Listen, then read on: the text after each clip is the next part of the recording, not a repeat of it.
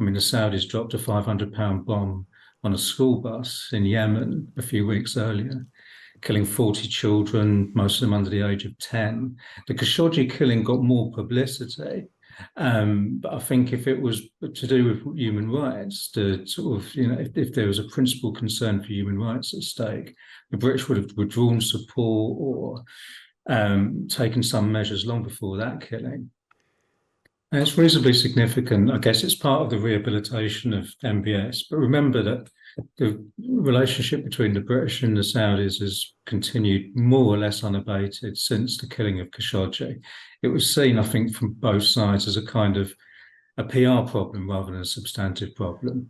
I mean, much worse things happened, even in 2018, than the killing of Khashoggi, which was itself pretty horrible.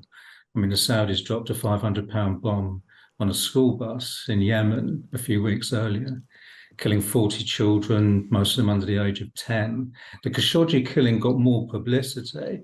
But I think if it was to do with human rights, the sort of, if there was a principal concern for human rights at stake, the British would have withdrawn support or taken some measures long before that killing.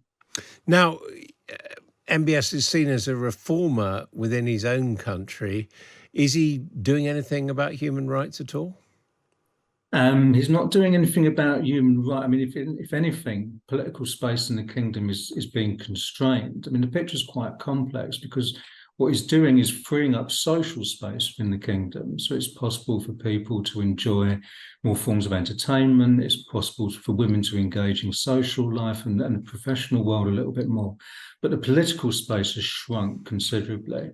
People talk about the expansion in women's rights, but you have to remember that the women's rights activists who campaigned for the right to drive, just before the right to drive was granted, they were rounded up and jailed for a long period of time. Many of them were severely tortured.